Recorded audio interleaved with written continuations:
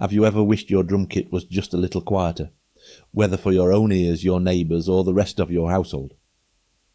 Of course, drums are naturally loud, but there are ways to bring the volume down without sacrificing your ability to practice effectively, which in the end is the important part of drumming. In this video, I'll walk you through several practical solutions to control your drum volume on a budget so you can keep your technique sharp. And welcome back to the channel. Don't forget to like and subscribe if you haven't already. Let's begin. If you're struggling with loud drums, you're not alone.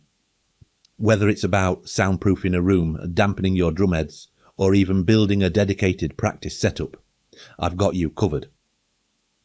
By the end of this video, you'll have a clear action plan to make your drums quieter without compromising your drumming experience. Let's start with the simplest solution. If the drums are too loud for yourself as you play, a pair of earplugs or noise-reducing headphones will help protect your hearing and make your playing more comfortable. But if the problem is noise travelling through walls, floors or ceilings, then soundproofing is the next step. Drum vibrations travel, so start by placing your kit on the thickest carpet possible without causing unstable stands, with too much wobble or movement with the stands and other hardware. If your practice space has hard walls, adding rugs, curtains or acoustic foam to the walls will help absorb some of the sound and prevent it from spreading as far. And if you have wooden floors, then add as much dampening as possible. You could also double up and get yourself a 5 to 10 mm sheet of rubber to lay on the floor, and then add some carpet over that to help cushion the sound. Next, let's talk about dampening your drums. If a simple strip of gaffer tape on your drumheads doesn't cut it, try drum mute pads. These rubber pads sit on top of your heads and cymbals, significantly reducing volume while allowing you to practice with the same setup.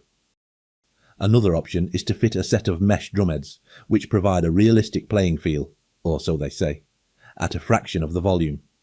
The most drastic I went with reducing the drums themselves was to place a towel over each drum and gaffer tape it so it wouldn't move. I also taped towels to the cymbals to reduce the volume. If noise is still an issue, consider building a dedicated practice kit. I once built one using wood with rubber pads glued to the tops.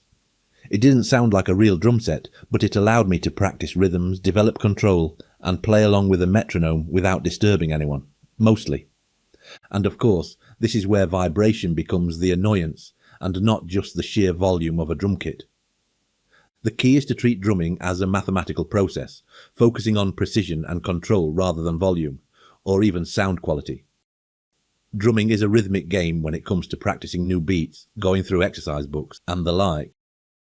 So do whatever it takes to enable you to keep practicing the rhythmic coordination side of drumming. And of course, if you're looking for a low noise alternative, electronic drum kits are a great option. With adjustable volume and headphone capability, they allow you to practice quietly at any time of day, either with the electronics on or off. I personally used to practice for many hours on an electronic kit with the module unplugged altogether. But again, remember, when the kit is sufficiently dampened, that vibrations can become the problem, especially the bass drum pedal, which may vibrate through the floors. So whether you go with soundproofing, dampening or a practice kit, there are plenty of ways to keep the noise down while keeping your skills sharp. Lastly, take note that the sound of drums is affected by the surrounding furniture in the room, curtains, pillows, carpets, etc. So try to use those kinds of environments to practice, unless of course you need to take more drastic actions as we have suggested above. Remember, it doesn't matter what the kit sounds like when you are practicing, for the most part at least. Speaking of electronic drum kits, are they really a good way to learn the drums? In the next video, we'll expand on this topic and explore whether you can truly develop solid drumming skills using an electronic kit.